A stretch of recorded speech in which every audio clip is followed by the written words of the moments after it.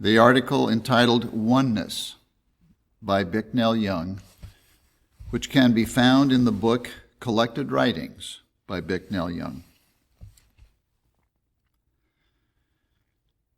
As we gain understanding of God, if we are not the same mind, having the same understanding of individual being, our being, God is still a theory. What is the difference between theory and reality? A theory is something believed but not necessarily used or lived. Reality is being what one understands. It is realistic being. In Christian Science, it means understanding, thus demonstrating I am individually, instead of merely believing in God.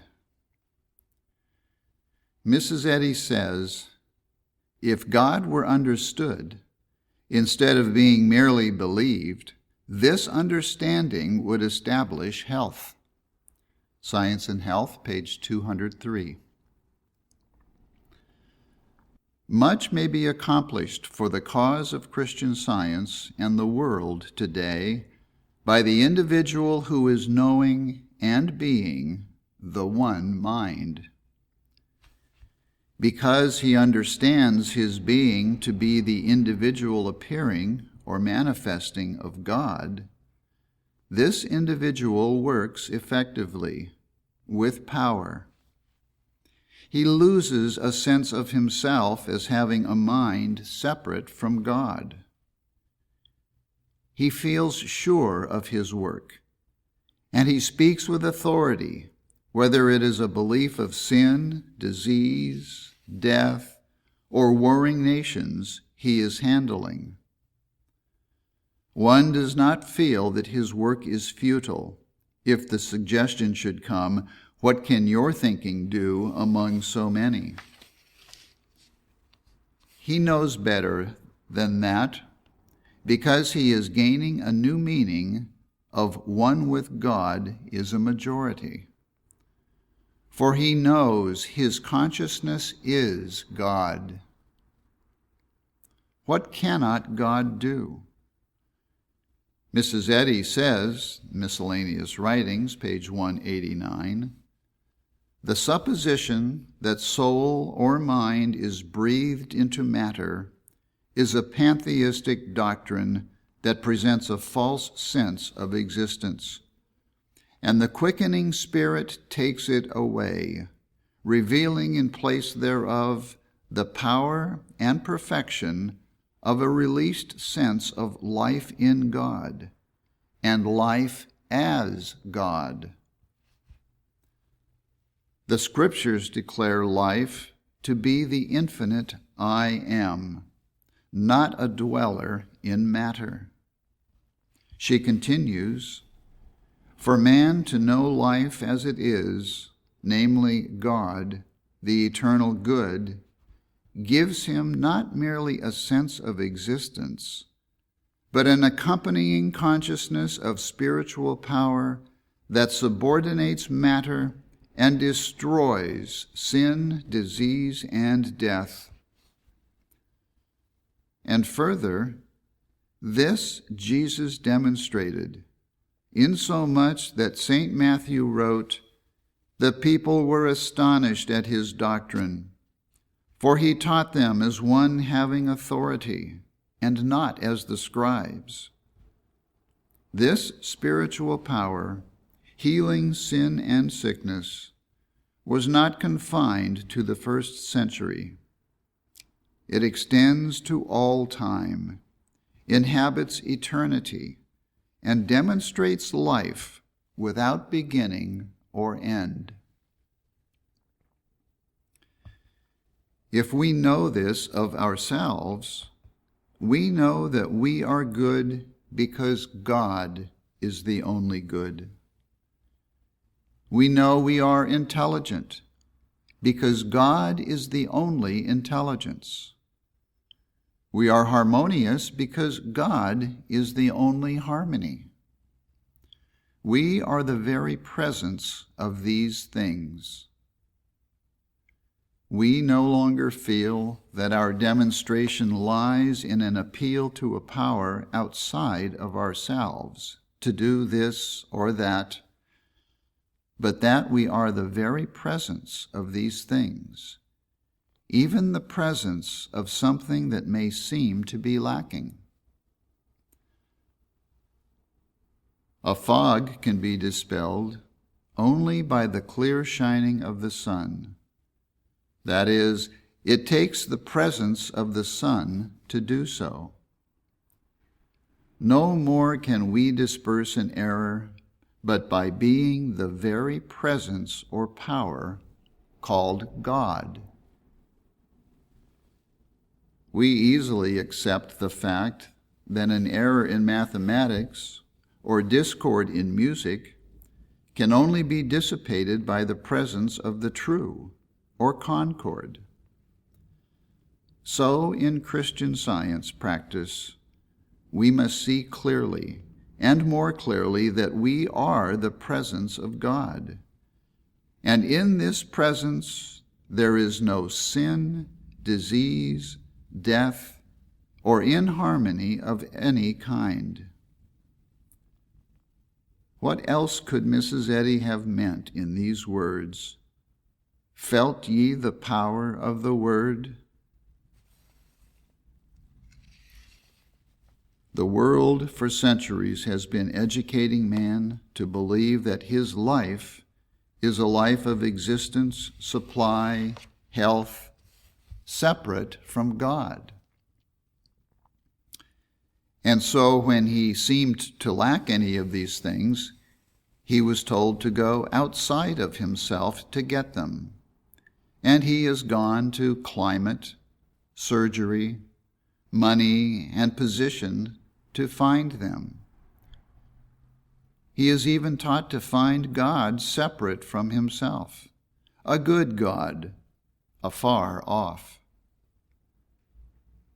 But a Christian Scientist is taught there is nothing he desires or hopes for, from the infinitesimal to the infinite, that is not to be found within himself. Not only is he taught this, but that it is the only place these things are to be found, because God is his mind, and mind is and includes all things.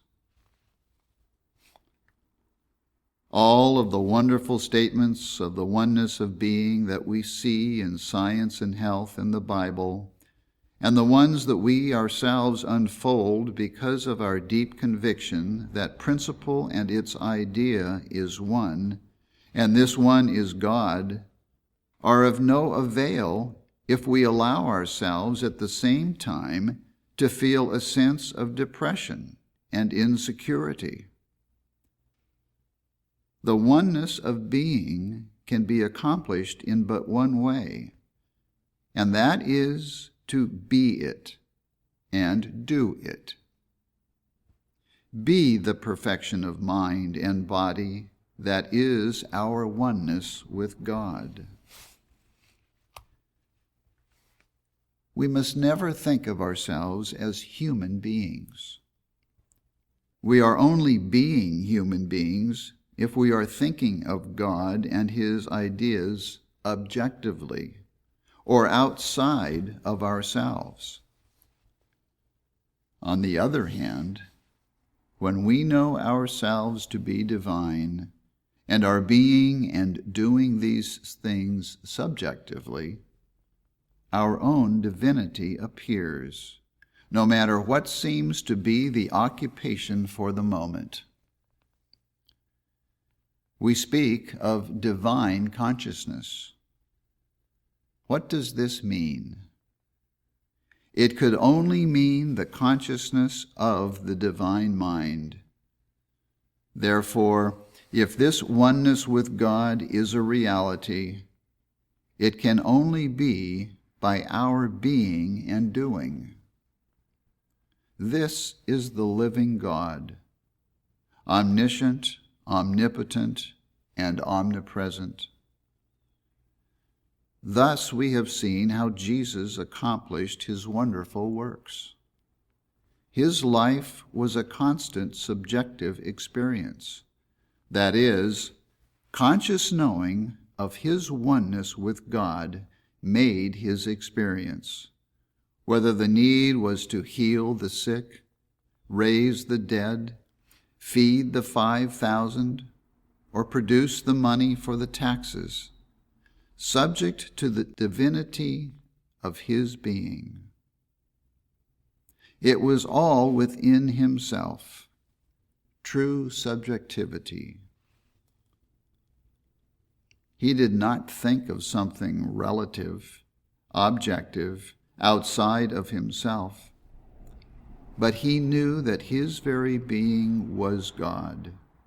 In other words, he was it, and he did it.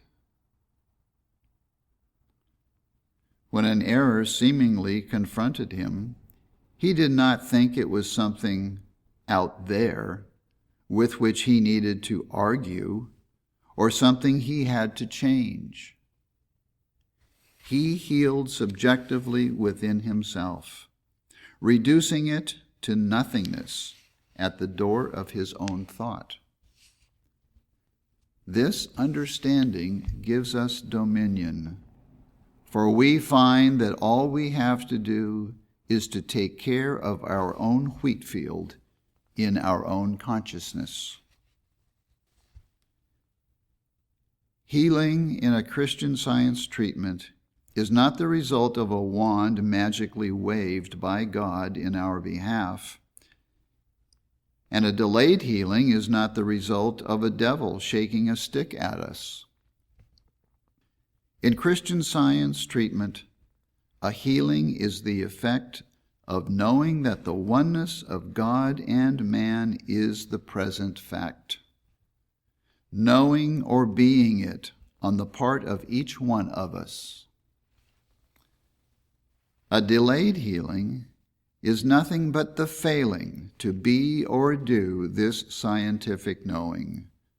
Know God and his idea subjectively instead of objectively. Each one's individuality is God.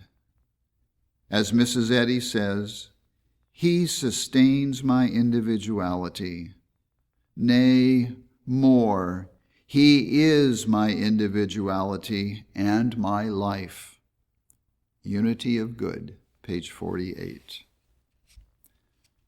God is all, and there is none else. Therefore, the belief in evil cannot keep God from appearing individually.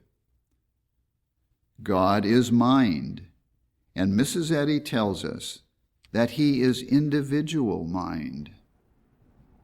When Jesus said, "And I, if I be lifted up, will draw all men unto me," he practically stated this same thought, understanding himself to be the individualized understanding of God instead of a human being.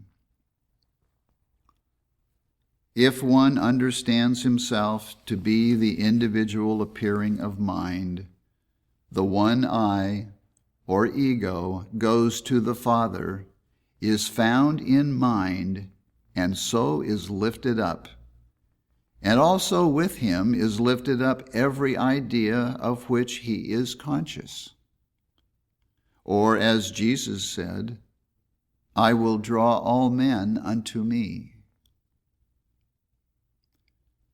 One can see why the healing of sin, sickness, and death in Christian Science is a necessity, because it is a step in the direction of the demonstration of mind, in which appears the perfection, allness, and goodness of God, individually understood and lived. It begins here. The understanding that the I, or ego, or consciousness is God, establishes the same divinity for all the ideas of which it is conscious. Evidently, Jesus never thought of himself as just a man, for he said, "I and my Father are one." He thought as the Father. He did not think as Son about the Father. Neither can we think as man about God, for then the demonstration of the infinitely good God would be an objective experience, something outside of one's self. There is nothing factual, actual, but God and man's existence, true existence. Knowing that God sees, speaks, knows as man demonstrates the truth of Mrs. Eddy's statement. In science, mind is one, including noumenon and phenomena, God and his thoughts. Science and Health, page 114. Another well-known statement in our textbook, page 210, sustains this. Knowing that soul and its attributes were forever manifested through man, the Master healed the sick, gave sight to the blind, hearing to the deaf, feet to the lame. Have you noted, she says, soul and its attributes were manifested through man? She did not say just attributes, but soul. Thus we find we cannot separate cause from effect. Cause and effect, God and man. Where cause is, there is effect. Where effect is, there is cause. Give up all belief in a life separate from God, or that we are living humans and human beings. Again, Mrs. Eddy says, Science and Health, page 561, the woman in the apocalypse symbolizes generic man, the spiritual idea of God. She illustrates the coincidence of God and man as the divine principle and divine idea. A study of this text shows that individual being expresses both principle and idea. Also, because the woman symbolizes generic man, the truth she portrays and illustrates is the truth every man, woman, and child represents, because generic is a term signifying one. Now, what does she portray? John says she was clothed with the sun, and Mrs. Eddy says John symbolizes spirit by the sun. This means then that the consciousness of man is spirit, and that man and spirit is one. We should never think of ourselves just as man, with God afar off, governing us in some take-for-granted way. Jesus never spoke of himself as man, but as one with the Father. We must learn to do this. We must know why we do this. Jesus, by his life and works, presented to the world the life which is God. But of that very life itself, Jesus said, I am the light of the world. John 8. We must know that we are that light, intelligence of the world. When Jesus said, I and my Father are one, John 10, he made a statement which is the basis of existence and which Christian scientists must understand.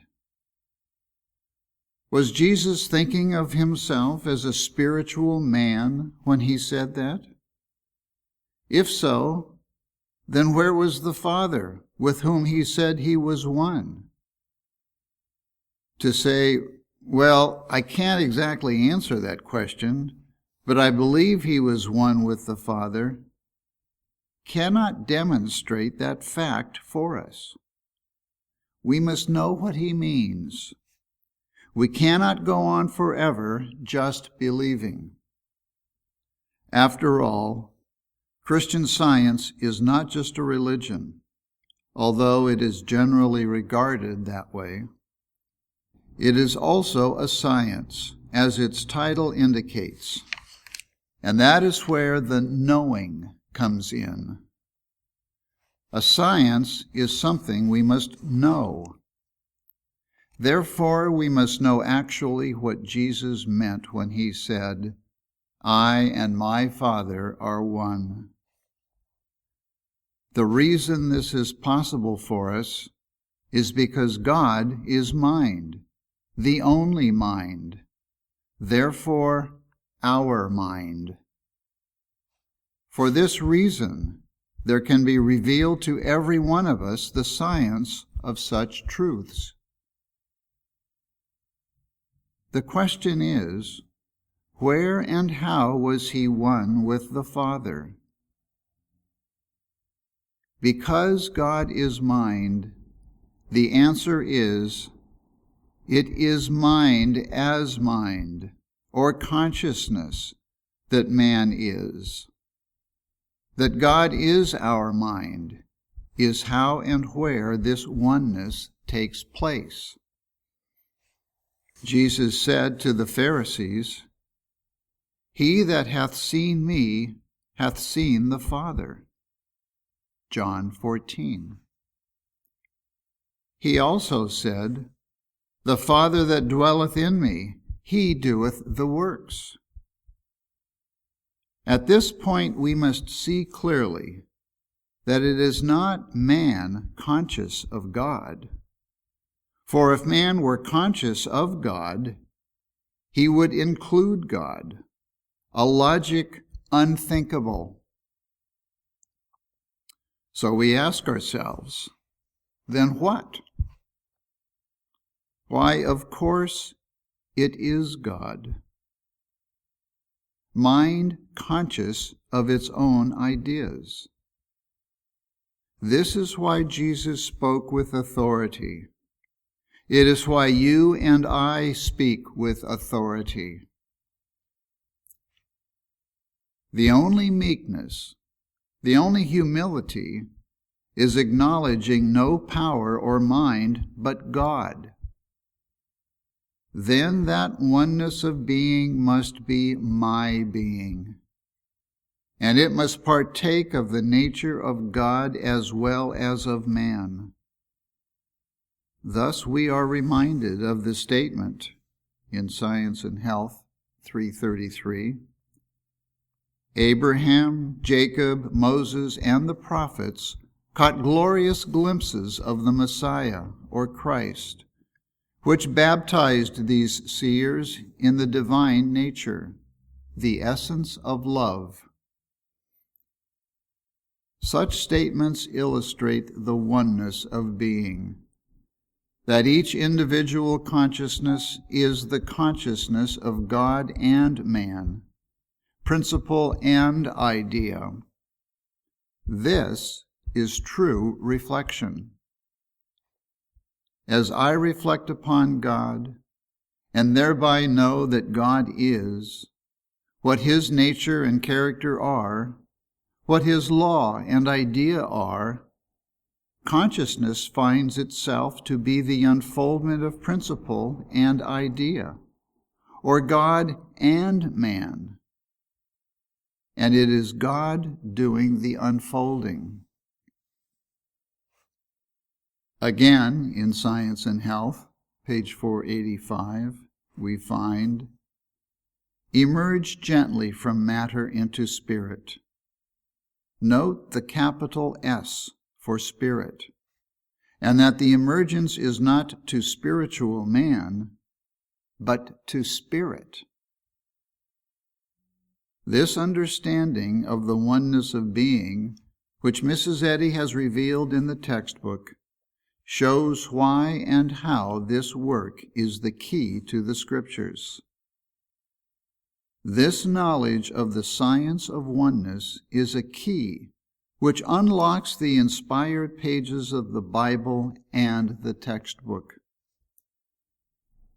The illumination which Mrs. Eddy threw upon the Scriptures remind us why she chose to write as the first tenet of our faith, quote, "as adherents of truth," end quote. This revelation of God and man as one is indeed sufficient for all things. In Genesis it reads, "In the beginning God created the heaven and the earth." In the beginning God created the understanding and consciousness of principle and idea as one. In another statement, Jesus said, "I am the root and the offspring of David." Revelation 22. He did not say, "I am the root only," or "I am the offspring only," but "I am the root and the offspring of David," or principle and idea, or God and man. According to John 1, "In the beginning was the Word, and the Word was with God, and the Word was God." And in Genesis, "And God said, Let there be light, and there was light." In other words, this understanding of oneness with God brings light. From this standpoint of the oneness of God and man begins the revelation of divine creation and being. Next follows what naturally takes place in the consciousness of the individual. He begins to understand things divinely instead of humanly, and so a firmament appears. For God said, "Let there be a firmament in the midst of the waters, and let it divide the waters from the waters," which Mrs. Eddy interprets thus: spiritual understanding, by which human conception, material sense, is separated from truth, is the firmament. The divine mind, not matter, creates all identities, and they are forms of mind, the ideas of spirit, apparent only as mind, never as mindless matter, nor the so-called material senses. Science and Health, page 505.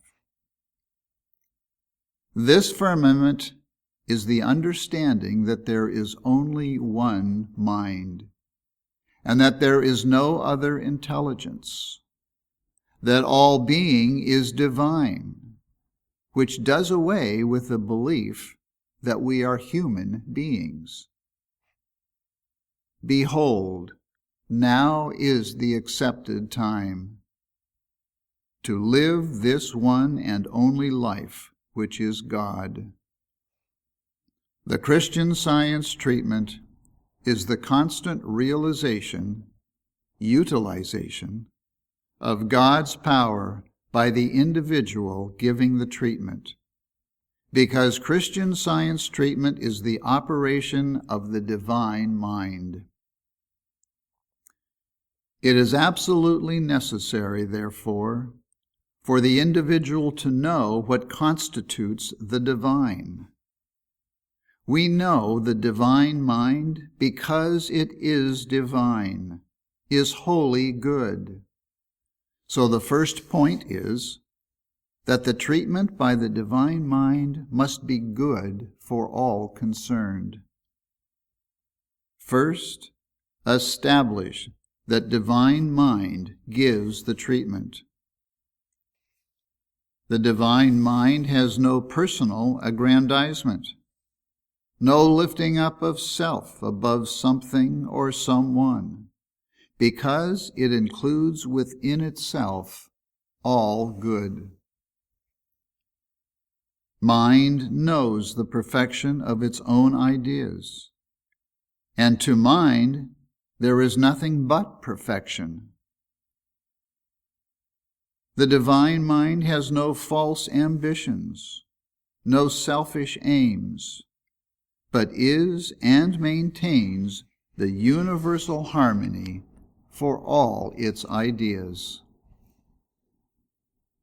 The divine mind can recognize no evil to be punished or destroyed.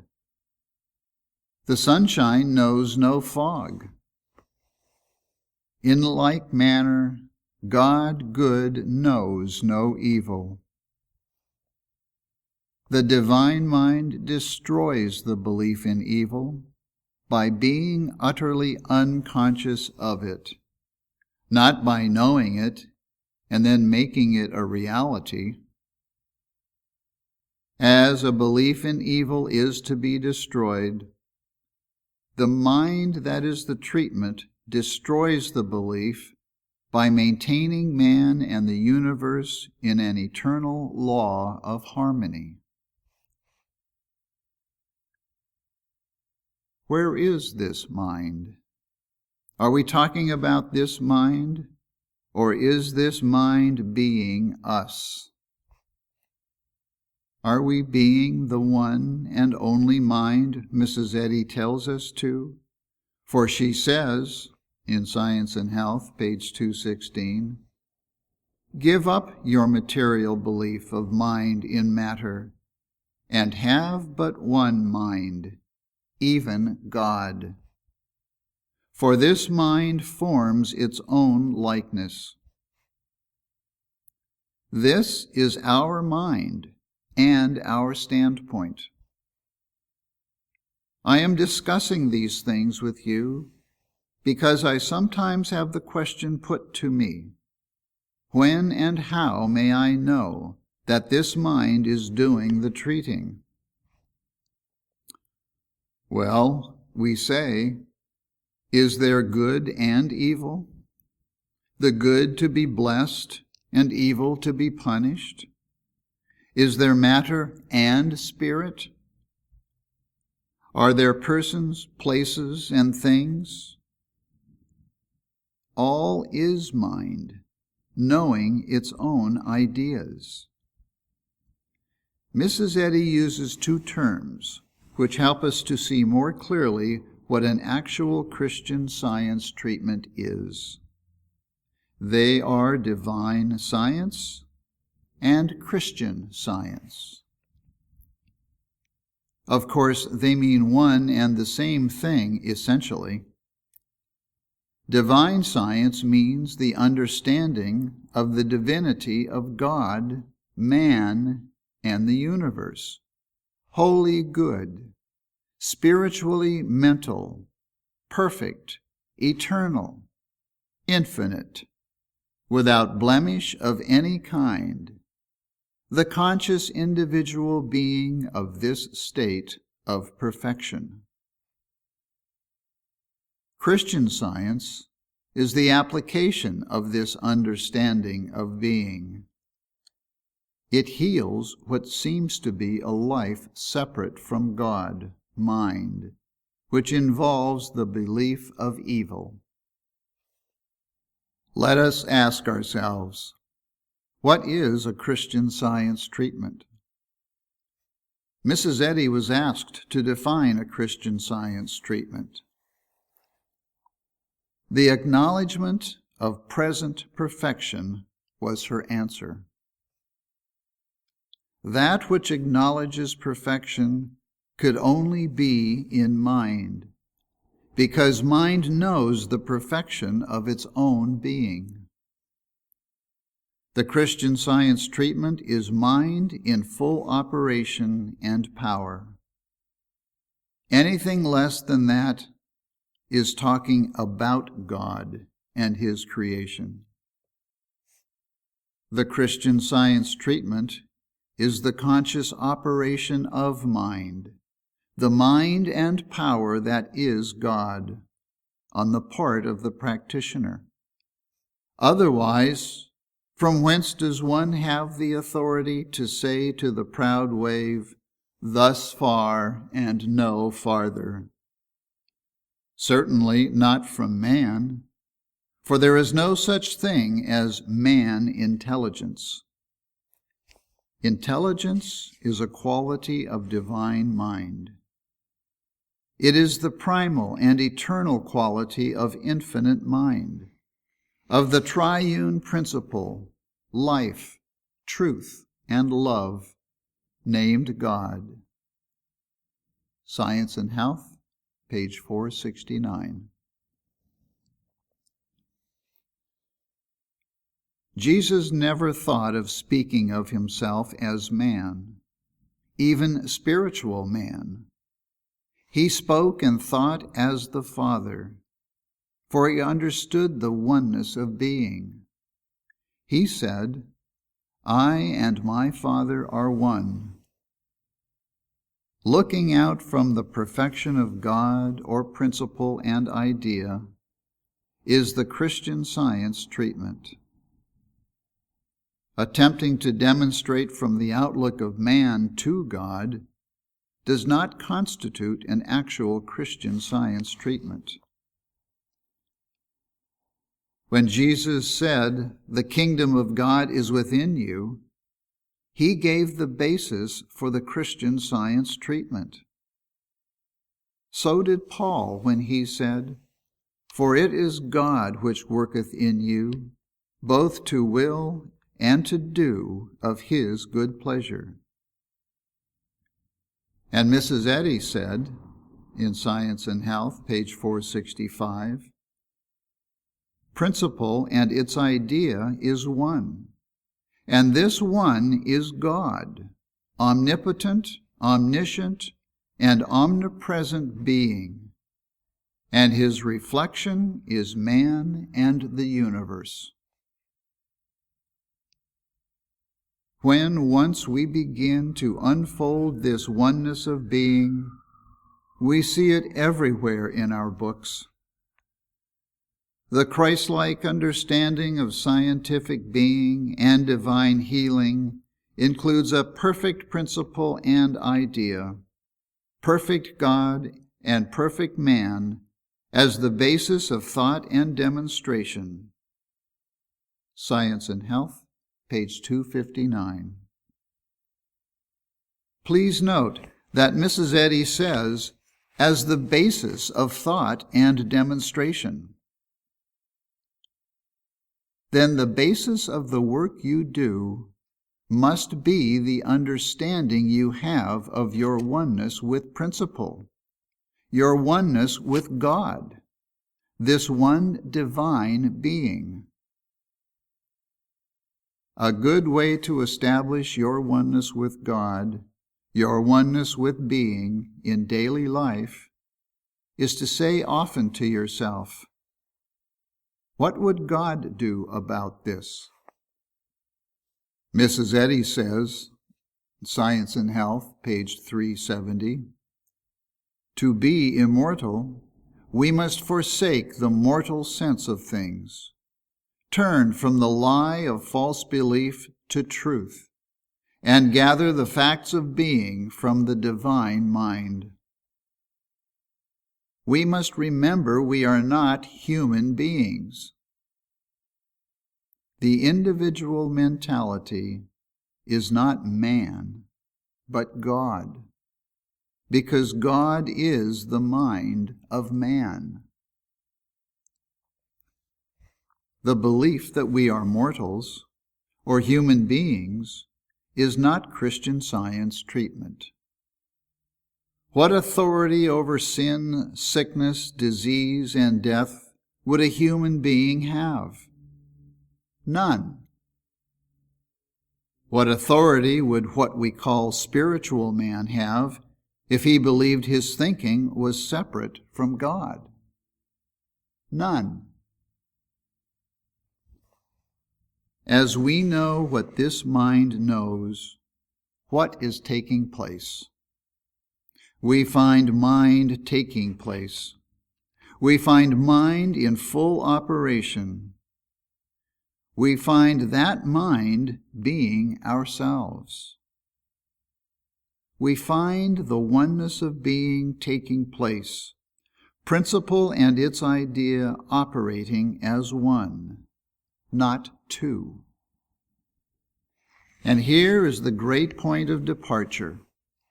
Whether we are giving the Christian Science treatment, which is mind in full operation and expression, consciously understood, or whether the treatment is that of a man, even a spiritual man, thinking about God and the universe. This does not constitute the Christian Science treatment. Man cannot give a treatment, a Christian Science treatment. When we fail to see that God is our mind, then the thinking we do is necessarily about that mind or God, something outside of ourselves. It still suggests old theological theories. The only treatment there is mind in full operation and power. This is the great point of departure. Whether or not we have dominion with the moon under our feet, as it is under the feet of the woman clothed with the sun, with the Spirit, John said. A Christian Science treatment never endeavors to right something that is wrong. That is not a Christian Science treatment. The consciousness of one's divine body, based upon the fact that God is the mind of man, begins to reveal what the universe and man are. And this is a Christian Science treatment. Jesus healed Lazarus because he knew that he, being one with God, reflected that oneness, which made Lazarus one with him in God. As thou, Father, art in me, and I in thee, that they also may be one in us. Looking out from mind, he was able to know that there was no such thing as a dead man. A dead man was not one with his mind, which is God. From his divine outlook, Jesus rejected this finity and said to Lazarus, "Come forth." Mrs. Eddy tells in Science and Health, page 405, the basic error is mortal mind. And from this we can prove that we are never dealing with persons, places, or things. We are dealing with supposititious mortal mind, and the erroneous condition which seems to be in error. The practitioner needs to be lifted up, as Jesus said of himself, "And I, if I be lifted up from the earth, will draw all men unto me." This and other sayings of Jesus, such as "the kingdom of God is within you," illustrate the need of the practitioner to eliminate the belief of the patient that he has a mortal mind to see the universe materially. The demonstration takes place in the consciousness of the individual doing the work. How else could he have dominion over one's own thinking, dominion over the belief that we are human beings, one of many of the earth? We are not dealing with persons, places, things. We are dealing with consciousness. And because we are dealing with consciousness, we have to begin with ourselves. Because mortal mind is the basic error, we see clearly that divine mind is the basic truth. And being basic, we begin there. The Christian Science treatment is and always must be the conscious operation of the divine mind on the part of the practitioner. He must understand himself to be the functioning of that mind which was also in Christ Jesus. The mind knowing its own idea is why we are conscious of our own existence. Mind knowing the perfection of its own idea is a Christian Science treatment, and is why a Christian Science treatment heals. In other words, mind conscious of its own perfect self is a Christian Science treatment. The treatment or demonstration takes place in the consciousness of the practitioner, and this is as it should be. Remember the old saying, charity begins at home. When we are called upon to work for others, it is important to understand this. Now we are reminded of a statement in our textbook, Science and Health, page 29. Christians must take up arms against error at home and abroad. They must grapple with sin in themselves and in others, and continue this warfare until they have finished their course. We must have a definite scientific knowledge if this is to be accomplished. How may I grapple with sin and sickness in someone else? What is my authority, and how is this done? Have I dominion over dishonesty seemingly manifested by someone else? Can I have dominion over something out there? You cannot. So long as it remains out there, separate from here where I am, there can be no dominion. How can one go from here to there? How can one think from here over there? You cannot. Healing is a subjective experience, what we experience within the divine mind. There is no objective experience. Beginning there is all there is to the claim or object.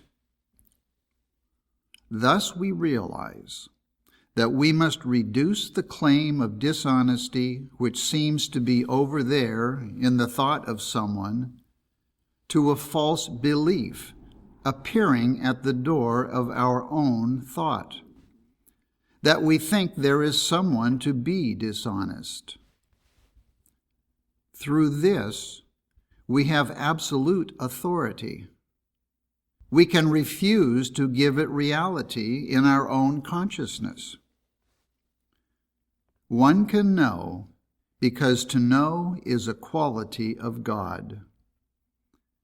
There is no quality of anything evil of which God is conscious. If one knows himself to be divine consciousness, he knows he is not conscious of dishonesty.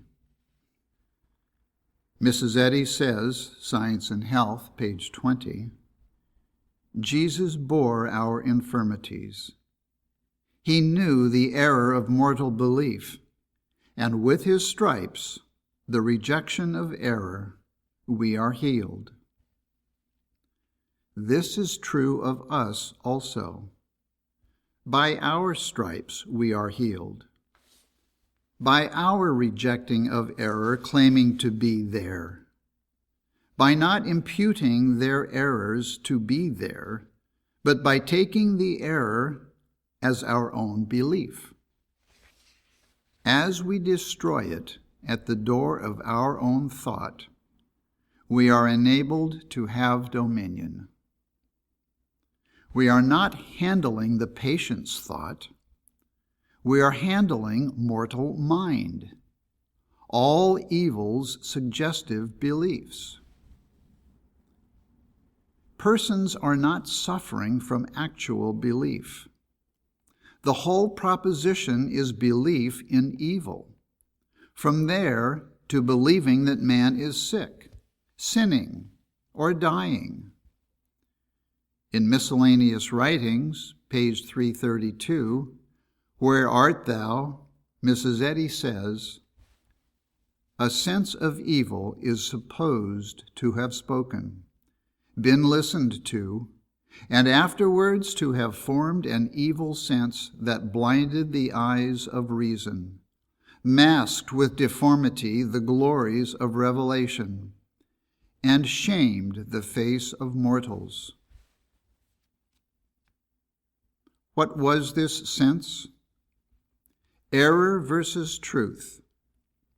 First, a supposition. Second, a false belief. Third, suffering. Fourth, death.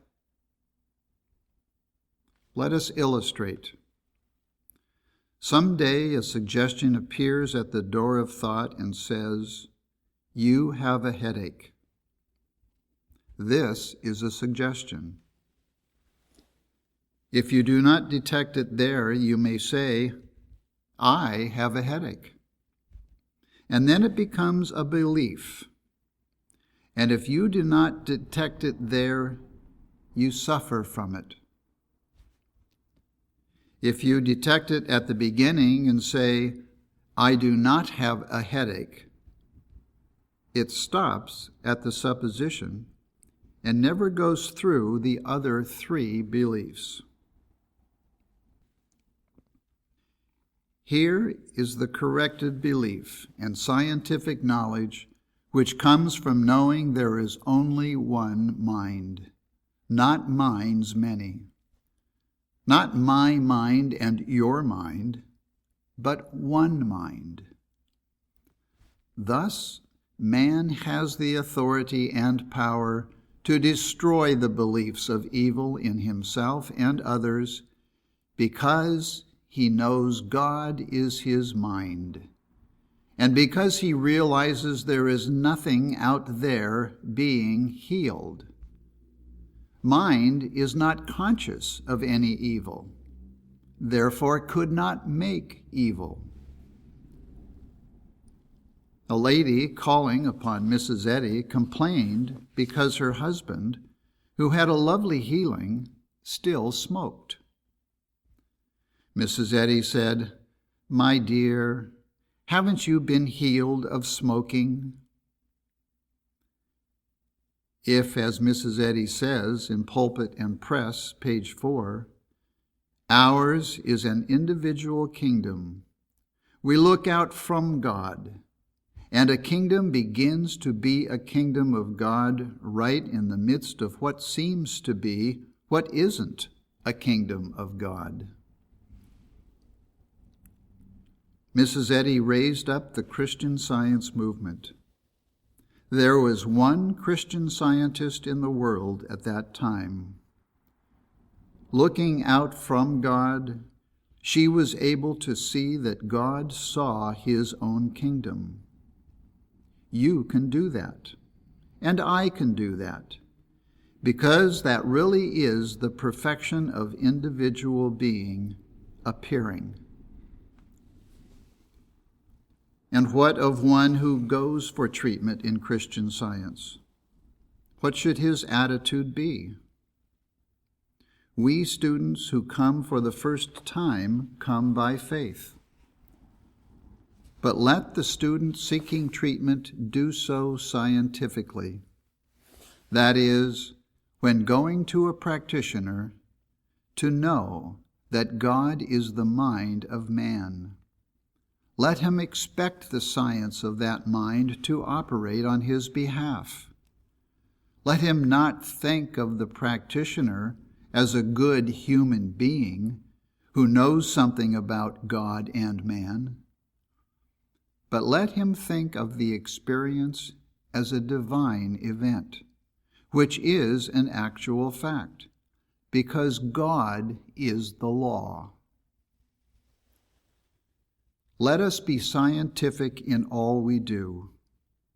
It is much simpler, and the results are satisfactory and lasting.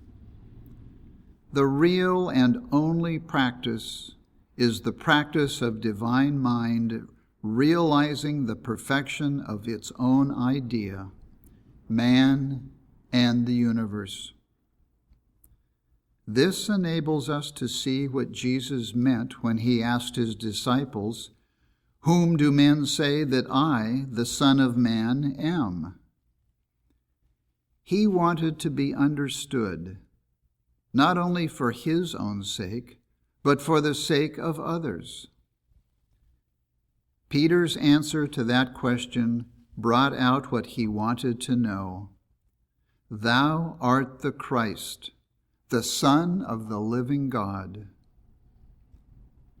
Jesus told Peter it was the Father who had revealed that to him, and not flesh and blood. In this understanding was the conscious realization of principle and idea, or God and man, demonstrated. Jesus went on to tell Peter that upon this rock I will build my church. Upon this understanding of principle and idea, or God and man, this oneness of being, not two-ness, is the science of existence based, and the very worst beliefs in people shall not overcome it. As you read Mrs. Eddy's works, search for the statements of oneness of being. As a divine student, he unfolded God to man, illustrating and demonstrating life and truth in himself, and by his power over the sick and sinning. Science and Health, page 117. In unfolding God to man, he illustrated life and truth in himself. Note that life and truth are capitalized, which means God. And he demonstrated God within himself. It takes God to unfold God to man. Any attempt to do it otherwise would be a misapprehension of the science of living. In all things, we must begin with God to find the correct solution. Note the two conditions, illustrating and demonstrating. Because Jesus illustrated life and truth in himself, he was the form by which we could see it. And because he demonstrated life and truth in himself, he showed it to us by his work, thus proving his power over the sick and sinning. Because Jesus was the way-shower, that indicates his way must be our way. Hence, we need to understand scientific being, for all of us sometime must be able to do the work of the Master and Mrs. Eddy. We must be beers and doers? What are we to do about the traditions and difficulties of the world today? Are we just so many others waiting for something to happen? Or are we feeling and being the power of the one mind, knowing its presence, our presence, dispelling erroneous beliefs, and not waiting for, but being that something needed to heal? Mrs. Eddy says, in retrospection, page 86, "There is but one way of doing good, and that is to do it. There is but one way of being good, and that is to be good." Unless the individual is a beer and a doer of the science he knows, it is of little avail. To know ourselves divinely is a necessity. We are not human beings at all, and never have been. If we accept right now the fact that there is nothing out there with which to contend, that we are only dealing with belief of supposititious mind, wouldn't we be overjoyed and relieved to know there is no sick man to be well, no sinning man to be made good, nothing to be diminished or erased, just mortal mind to be eliminated, and that at the door of our thought? Well, that is true. And it never will be more true than it is now. We must awake from the belief that we are dealing with persons, places, or things, and that there is a claim of mortal thinking. We have to demonstrate over it, because God is our mind. Understanding this way of working, knowing it is not person, place, or thing, it is important to the demonstration to be made by every individual in regard to the church. What is church? And what are we being and doing with regard to the church? How are we working for the movement in the midst of these seeming difficult conditions? Are we just joining, as the saying goes? Or are we scientific beers and doers? Let no one believe that wars and depressions and such things as follow in their wake will not claim their toll within our movement. They certainly will. The church, seen humanly, will suffer. Seeing church divinely preserves it. Upon this rock, we have to go back to the record in the Bible of the crucifixion to see how the disciples handled that error. They slept. Had they not slept, but kept knowing that Christ, truth, God, was not crucified, might not history have been different? We have evidence already that in the countries in which fascism, communism, Nazism, socialism are operating, the activities of the movement are feeling the attack on the individual freedom going on in Europe in this fantastical way. When you are critical of your church, feel inclined not to share in its maintenance, go to the services, what is taking place? Is it your concept of church? Are you really thinking of Mrs. Eddy's demonstration for the evangelization of the world? Are you coming under the belief of world disturbance? Are you tempted to do these things through seeming world effects? Shall we sleep as did the disciples? Or shall we stay awake and see the nothingness of evil and the allness of God? There is only one way for anything to happen along this line of endeavor, and that is for the individual to do something about it. Then the church will be saved not only in Plainfield, but in the whole world. And the second half of the definition will be gloriously proved. That institution which affords proof of its utility. Science and Health, page 583. War waging between good and evil, that is, between suppositional forces of evil and the forces of good, must be understood. For centuries, the world has pictured to us the result of war waging between good and evil, as if evil was real.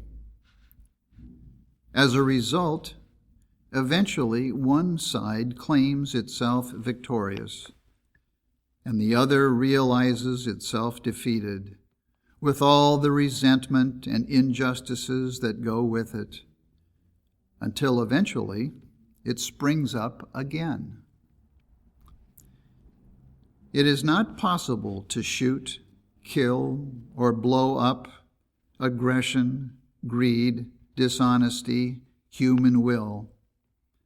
These and other things, which are the basis of war, are not exterminated in this way.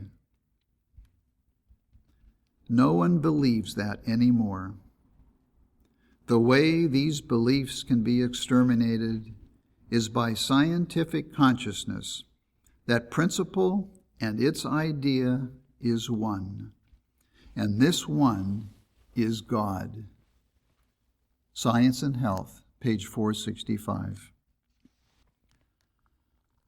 Omnipotent, omniscient, omnipresent being leaves no power, no science, no presence other than God. The prayer for England must be a prayer for Germany. But if we want those things to cease, they will only be stamped out by persistent and constant knowing that there is no evil in God, and therefore none in his idea, man. The only way to end war among nations is to see as unreal the desires of the aggressors and destroy the things which seem to create war, such as selfishness, greed, dishonesty, aggression, hatred, whether they be expressed by Germans, English, Italians, Americans, or any other nationality. God never gave such mental characteristics to his idea. When we realize that man has no other mind than God, we see that the individual mentality is God. Now this proves that the errors of the aggressors are unreal. It is impossible to make Nazism, communism, socialism out of individual being. For individual being is God. In other words, these isms and ologies can't be. There is no one to be there and make them active.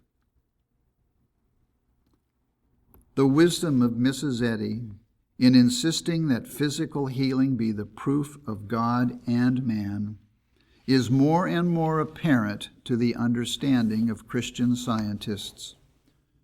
For in order to learn and understand how to do this, he finds he must carry this same reasoning into world affairs. As an illustration, let us say a practitioner is asked to heal someone. He begins with the basic truth that it isn't true, and he hasn't got it because of his oneness with God. The world today presents a picture of being very ill with totalitarian belief. The same belief which applies to physical ills must apply to world conditions. One can no more credit the German nation or any other nation with aggression, cruelty, greed, than one could credit an individual with disease and wrong characteristics and then expect to heal them. No matter what human footsteps we may seem to have to take, our mental stand must be ever the same. The error is not true because God did not make it, and God made all. Mr. Kimball said the treatment error is afraid of is not the hammer and tongs, but the one that makes nothing of it, not enough to hammer. I am afraid of the destruction of myself by the one who knows I am nothing. There is the story of Mr. Kimball driving to a lecture. The horses became frightened and ran away. As soon as he saw what was happening, he said, "They can't do it," and they stopped running. Of course, the denial, "they can't do it," was based upon his understanding of the goodness and oneness of God and his idea. He did not credit the horses with willfulness or fright. In like manner, should we not credit man with injustice, greed, aggression, cruelty, duplicity, etc.? Persistence and consistent work of this kind will accomplish something. Let no one think this means condoning error, but it does mean the scientific way which sees the nothingness of evil, no matter what we have to do, because we know the allness of God and his idea. In Revelation, where John describes the city foursquare, he says, "There shall be no night there, neither sorrow nor crying, neither shall there be any more pain." What is this there, where there shall be no night? Is it a locality, here or distant? We have been told in Christian Science that the place where there shall be no night is in individual consciousness, through understanding the oneness of God and man.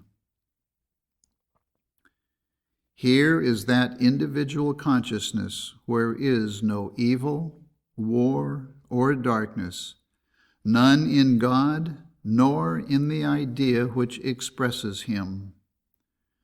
We cannot wait, hope, and pray for it to take place anywhere else. Just here, where we are thinking. In every deed, we are the temple of the living God, for temple is where we dwell, and we know consciousness is our dwelling place. This is equivalent to saying our consciousness is the living God. Then, in order for God to be made manifest, this is the way, the place where it is to occur. Here, in this God consciousness, there shall be no night, no belief in evil, sin, sickness, death, sorrow, poverty, dissension, hatred, jealousy, war, or the et ceteras of mortal belief. The gates of this city, divine consciousness, are never shut, and nothing enters it which defileth or maketh a lie. And the nations of them that are saved shall walk in the light of it, and the kings of the earth do bring their glory and honor into it. You, each one of you, is this city, and this is our work. Then shall come to pass, as stated in the book of Revelation, the end of all error. There was found on the back of an ancient measuring instrument this inscription, quote, Jesus saith, let not him who seeks cease until he find, and when he finds, he shall be astonished. Astonished he shall reach the kingdom. He shall find rest. Logio from Osirhynchus. The kingdom of heaven is within you, and whosoever shall know himself shall find it. Strive, therefore, to know yourself, and ye shall know that ye are the sons of the Father, and that ye are in the city of God, and ye are the city. End quote. Body. Treatment, as we have unfolded it, has brought out that the operation of divine mind constitutes the Christian Science treatment. That which is revealed by the divine mind constitutes the divine man. Principle. All is infinite mind and its infinite manifestation, Science and Health, page 460, is a statement of divine mind and body. That which is revealed by the divine mind constitutes the divine body. The first chapter of Genesis is the unfoldment of divine body, because it reveals the universe and man as the expression of God. We, man, know the divine mind and divine body constitute individual being. Each one of us is mind and body. We know this is true, first, because God manifests himself. In the study of our textbook and Mrs. Eddy's other writings, we find that body, consciousness, man, universe are all synonymous terms. In developing and demonstrating the idea body, this is necessary to know, for it makes clear that body is the idea of God and is one with him. For consciousness, man, universe are one with God, his idea, the expression of himself. It seems in demonstrating divine body, of which Mrs. Eddy speaks in the chapter on the Apocalypse as follows, Science and Health, page 559. When you approach nearer and nearer to this divine principle, when you eat the divine body of this principle, thus partaking of the nature or primal elements of truth and love, do not be surprised nor discontented because you must share the hemlock cup and eat the bitter herbs. For the Israelites of old at the Paschal meal thus prefigured this perilous passage out of bondage into the El Dorado of faith and hope. The student often goes from one extreme to the other.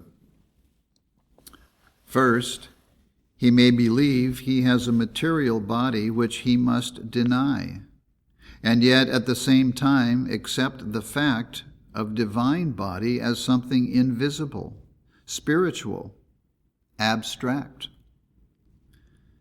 When these two extremes fail to accomplish the demonstration of a healthy, whole body, he finds he must seek further for the understanding of it. And then he finds that body is consciousness, and not more harmonious than his consciousness. Besides this, it is necessary to see that man has not got a body.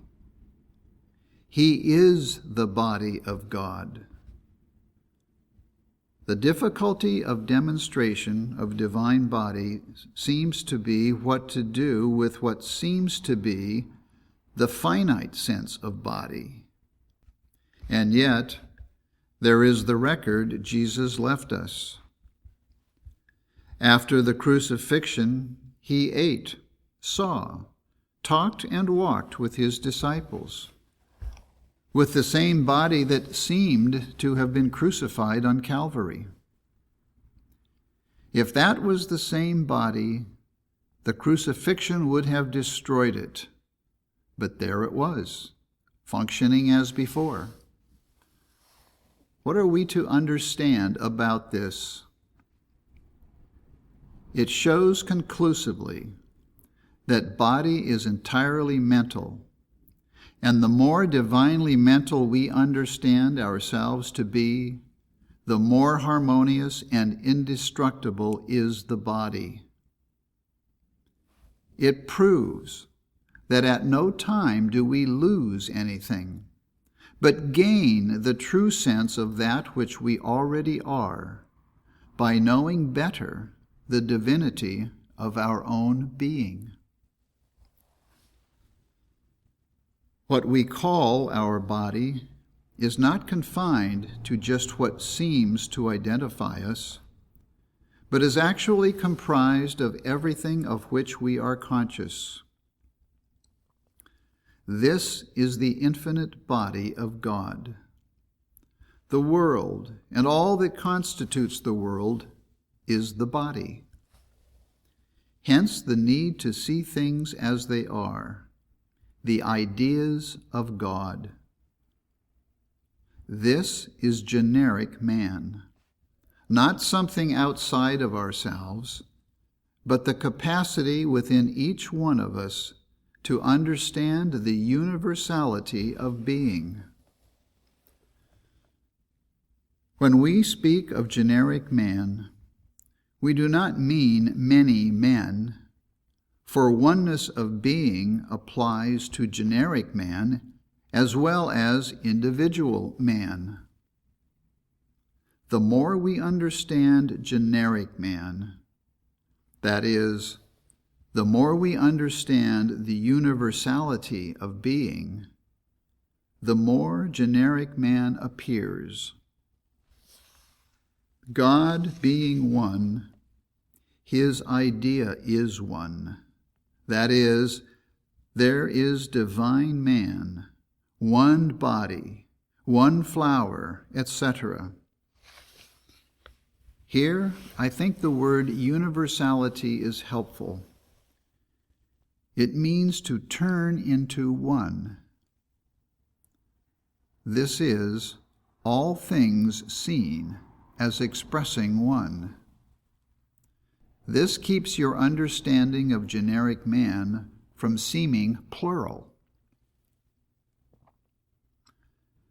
When we look out from mind, we do not see many men. We see the one idea, man, infinitely expressed, individually expressed. Oneness is the basis of generic man, the same as it is of individual man. Mrs. Eddy says, "The allness of deity is his oneness. Generically, man is one, and specifically, man means all men." / Science and Health, page 267.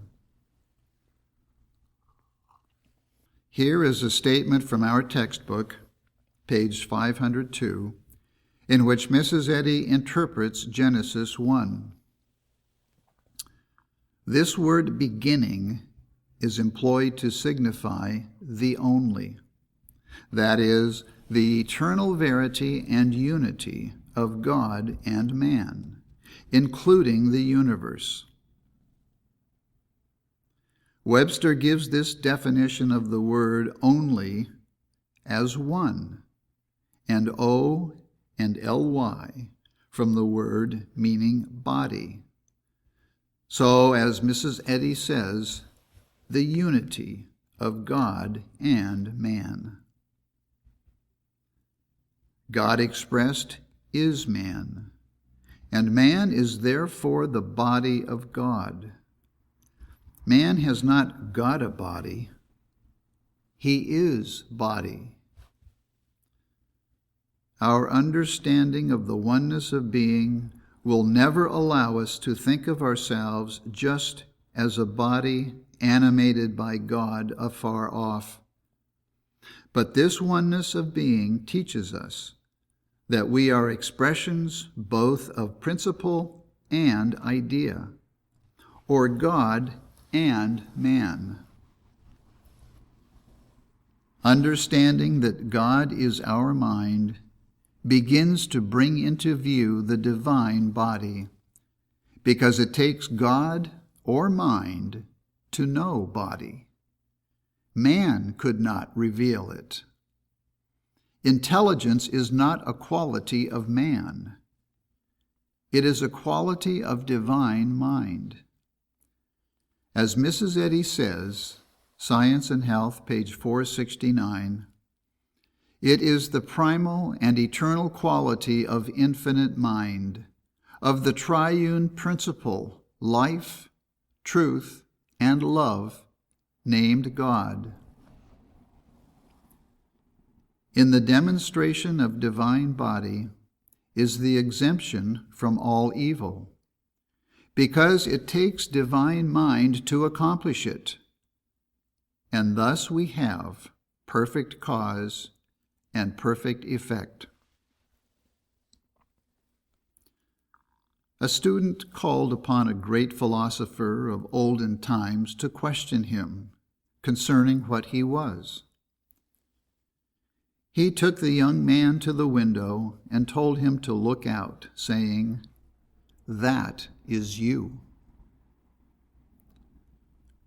Thus we begin to exchange the limited sense of body for the unlimited one of infinity, and find, as Mrs. Eddy says, Science and Health, page 476, mortality is finally swallowed up in immortality.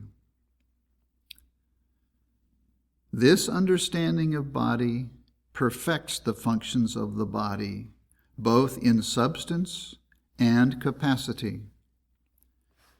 Mrs. Eddy says, Science and Health, page 258, God expresses in man the infinite idea, forever developing itself, broadening and rising higher and higher from a boundless basis.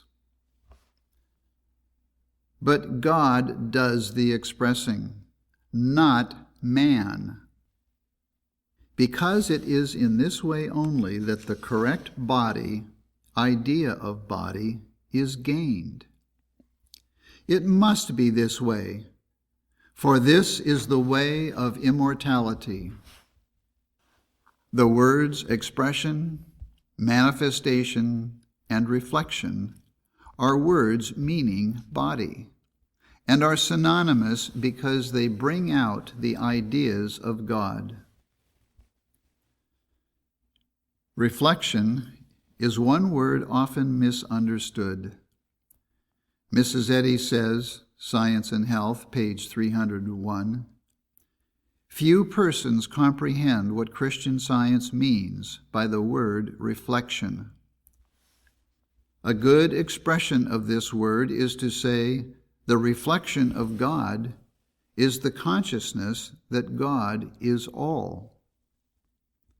It is the consciousness that God is my mind, the consciousness that I and my Father are one. This takes away the sense of two-ness, which often accompanies the effort to understand reflection, and it is the reason we do not comprehend what the word means. We cannot gain a correct sense of reflection from a dual standpoint. It absolutely requires an understanding of the oneness of being to comprehend what is meant by reflection. Because God is the mind of man, reflection is what that mind knows about his idea, man, and the universe. Putting that into practice means to be it, individually. We look out from mind and know and see that mind, God, does the reflecting, not man. Reflecting in this way means the activity of mind, the I reflecting upon man. Thought dwells upon or expresses an idea. This is why the activity of thought is God, even though we see him as man. What about the functions of our body called eyes, ears, etc.? In the glossary we learn that ears are spiritual understanding, eyes, spiritual discernment. Science and Health, page 585. In Psalm 94 we read, "He that planted the ear, shall he not hear? He that formed the eye, shall he not see?" From these statements, we know that God is the hearer and seer, and not man separate from God. God sees his man, and God hears his man, and this gives the true concept of function. If this is true of ears and eyes, what shall we say of the circulation, etc.? Are these material? Remember, Jesus both walked and talked with his disciples after the crucifixion. Those functions of his body operated as before. Could they have been material? And if they were, would they not have been destroyed during Jesus' experience on Calvary? Could there be two eyesights, two ears, two digestions, one spiritual and the other material? Could there be such a thing? No, there could not, for all is infinite mind and its infinite manifestation. Therefore, the only functions there are the manifestations of mind. Then, when something seems to be wrong with eyesight, for instance, we do not have to get rid of anything, only gain a spiritual understanding of eyesight, or lose a material concept of that which is originally and eternally the function of mind.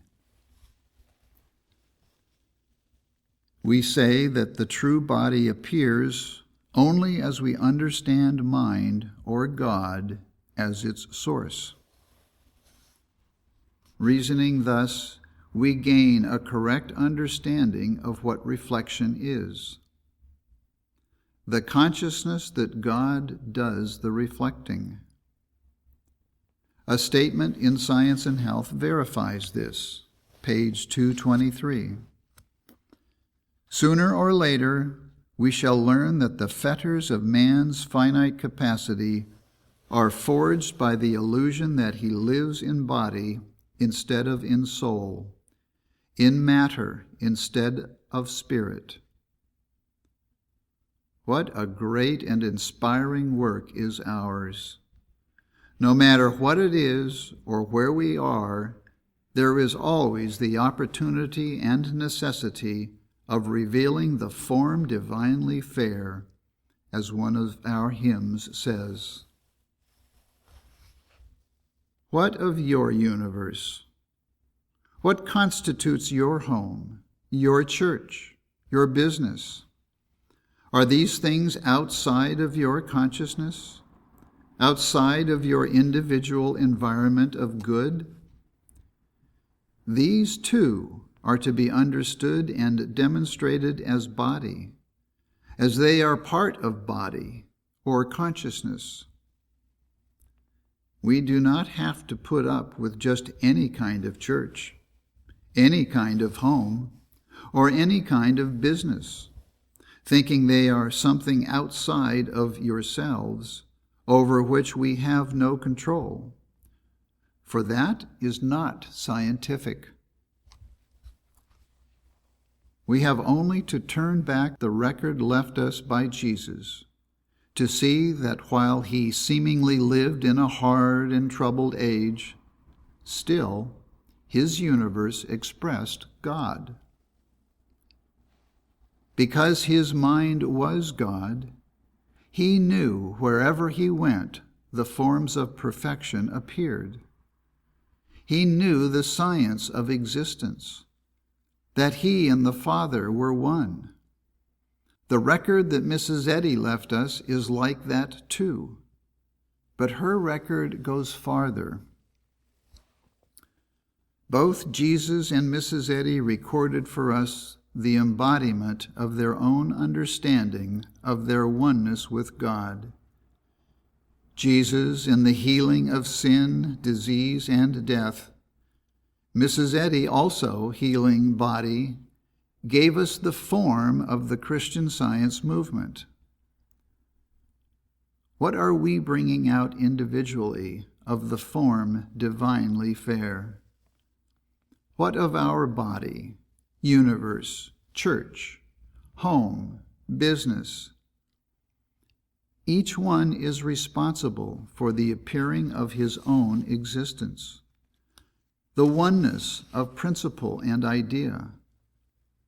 This is, as we have been taught, the underlying reality of our own and each one's existence.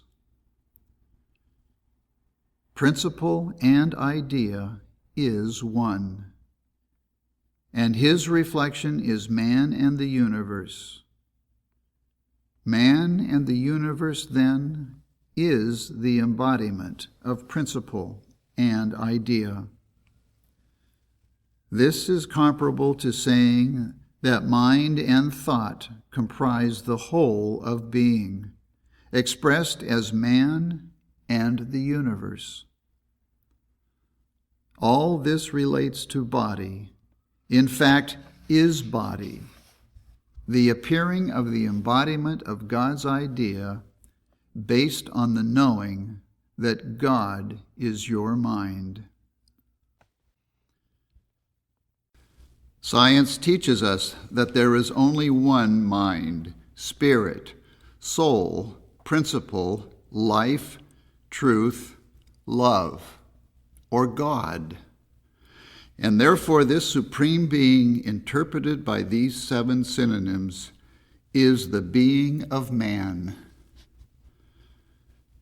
We may see that God being the mind of man, this mind forms its own likeness or body, its own expression.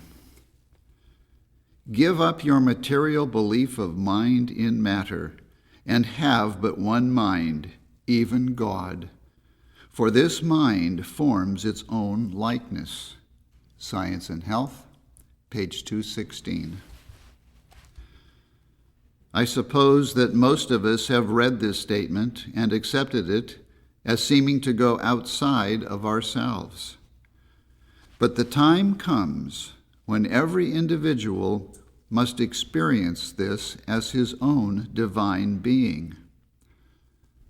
The woman of the Apocalypse, clothed with spirit, is depicted as giving birth to a child, which indicates that this oneness of God, understood, brings out its own embodiment.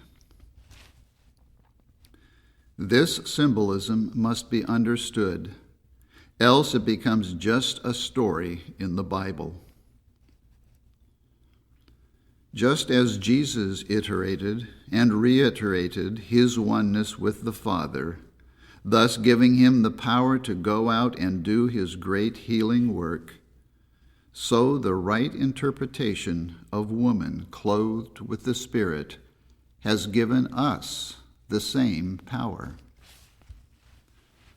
To make it simpler, we are told to know that as we accept God as our mind, with it comes the power of mind to produce its own ideas in accordance with its own understanding of goodness and immortality.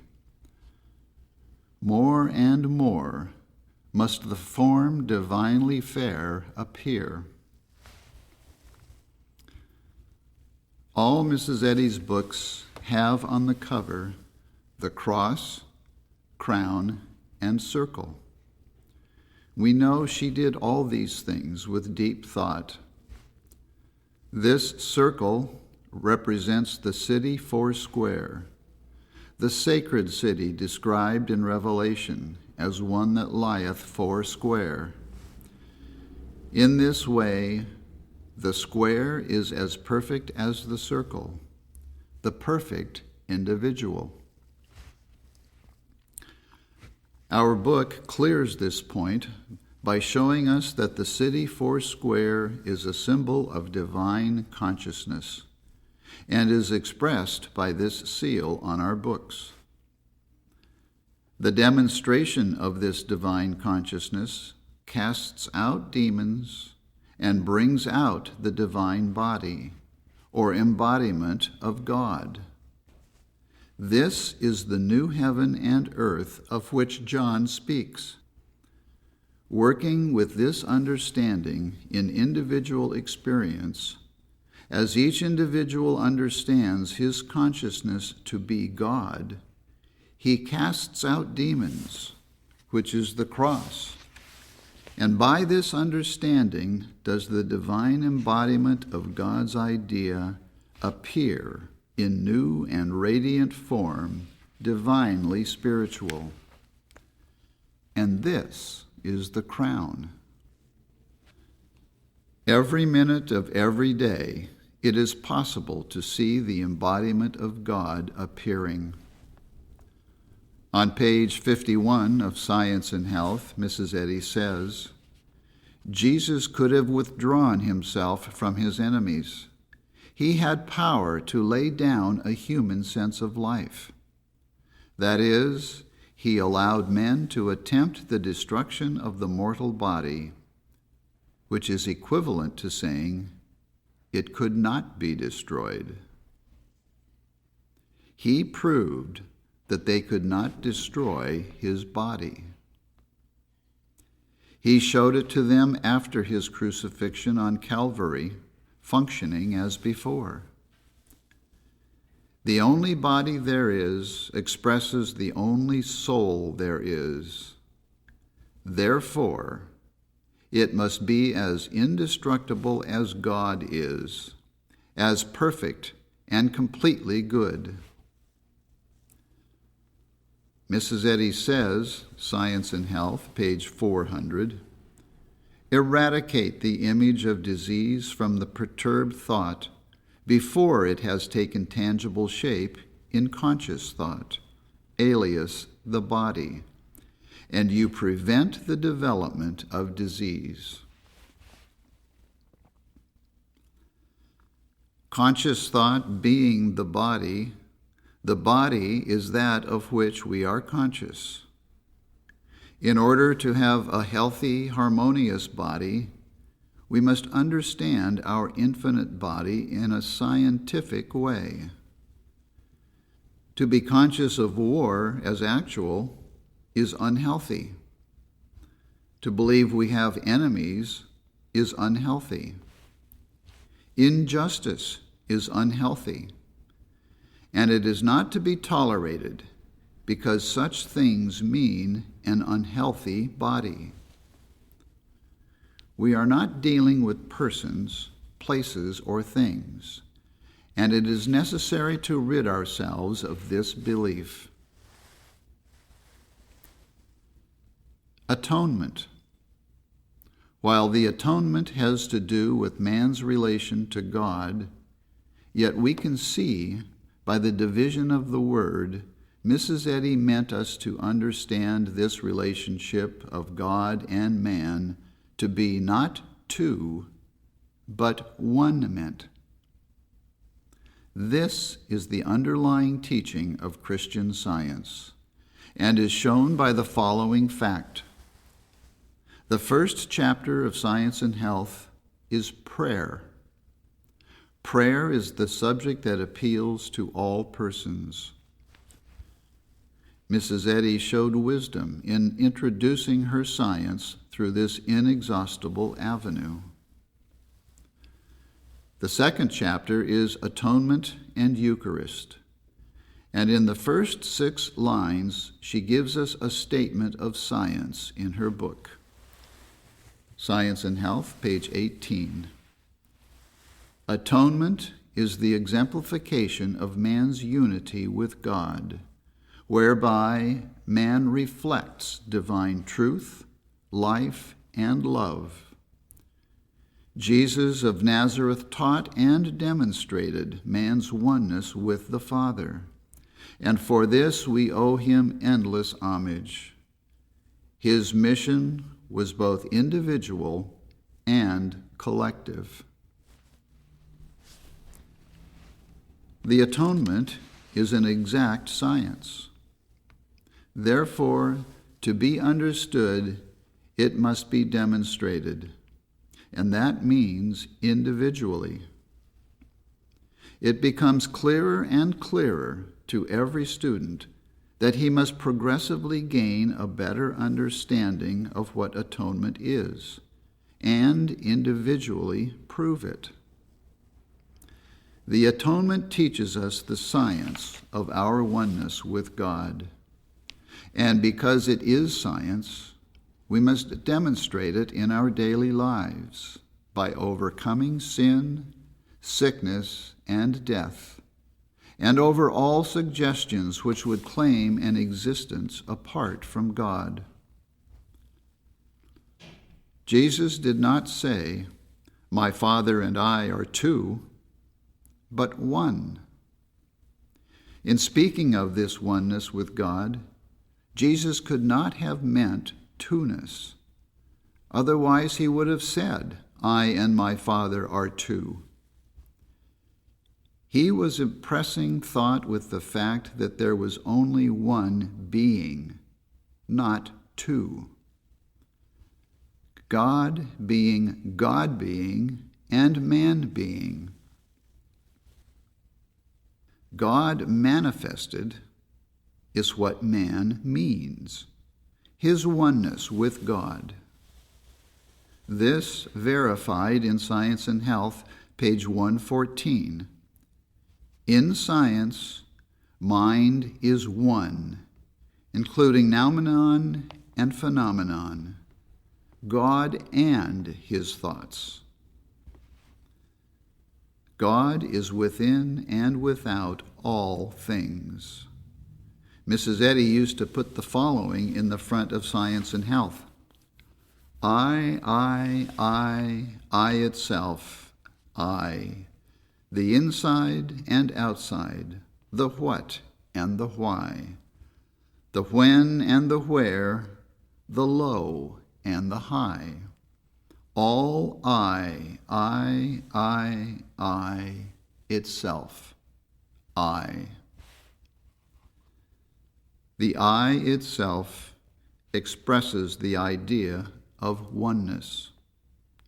We know that I, or ego, is God. As Mrs. Eddy says in Science and Health, page 588, I, or ego, divine principle, spirit, soul, incorporeal, unerring, immortal, and eternal mind. There is but one I, or us, but one divine principle, or mind, governing all existence. Man and woman unchanged forever in their individual characters, even as numbers which never blend with each other, though they are governed by one principle. That is the I, or ego, we are. This definition then demands that we see the individual mentality as God rather than man. We are not human beings endeavoring to demonstrate God. Actually, that is an impossibility.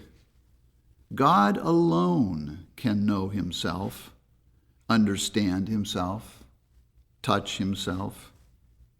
Why? Because God is all. We are endeavoring to understand this science not for aggrandizement, but because the world's problems require it. It takes the allness of God to handle world problems. Human beings cannot accomplish them, for there are no human beings. We are not human, but divine. As thou, Father, art in me, and I in thee, that they may be one in us. This is the authority that says to the proud wave, thus far and no farther. There is not, as old theology teaches us, a good God afar off, and a good or sinning man trying to find him. In the beginning, we use it, Christian Science, as a tool. But as we progress, we see that more is required of us. Today, we are deific science, a knowing science, and we are beginning to understand existence. The only reason existence seems to be chaotic is because we do not understand it aright. The book of John is conceded to be the book of great spiritual meaning, especially the 13th to 17th chapters, which are devoted to one subject, the Last Supper. These chapters are of great importance to the students of Christian Science. It is recorded by John that Jesus was teaching his disciples, by example and statement, the science of God and man. It impresses you with the import of one outstanding idea, the oneness of God and man. He did not speak to his disciples from the standpoint of spiritual man, but from the standpoint of principle and idea, God and man. In my Father's house are many mansions. I am the true vine, and my Father is the husbandman, etc. The 17th chapter seems to be the climax of his teaching of the oneness of being. Vine and husbandman, fruition. Father's house and mansions, oneness. He thought of himself always as one with the Father, and so he spoke. The basis of being is not just principle, but principle and idea. The appeal of Jesus on the cross was not made to God alone, but to himself. In the ceremony of washing the disciples' feet, he said, "If I wash them not, thou hast no part in me." He washed away the belief that they were human beings. We must do this with our friends. In answer to Philip's inquiry, "Show me the Father," he replied, "He that hath seen me hath seen the Father." The Father expressed as me is what he meant. The oneness of being leaves nothing outside of itself. Parable of the vine and the branches. The life of the idea is principle. As spiritual man alone, we could not find God, for in the consciousness that we are just man, we would be looking for God outside of ourselves. That they may be one, as thou, Father, art in me, and I in thee. In that verse, if we leave out, quote, "in," see glossary, page 588, it becomes, that they may be one, as thou, Father, are me, and I thee.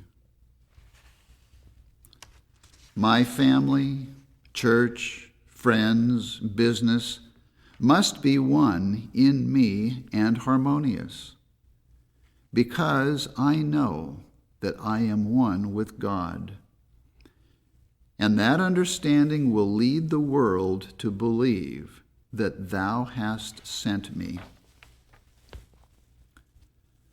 There is only one kingdom, not three, and that one is the kingdom of God within you. And you are looking out from God, who could not see a kingdom unlike himself. Subjective, objective. Jesus gave us the Christian era. Mrs. Eddy gave us the science of Christianity, or the science era. Jesus walked on the water. Peter sank. Water was subjective to Jesus, but objective to Peter.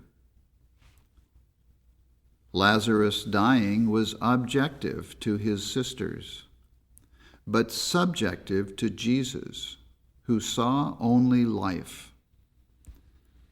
Lazarus seemed to have died to the consciousness of his household. To the consciousness of Jesus, he lived and never died.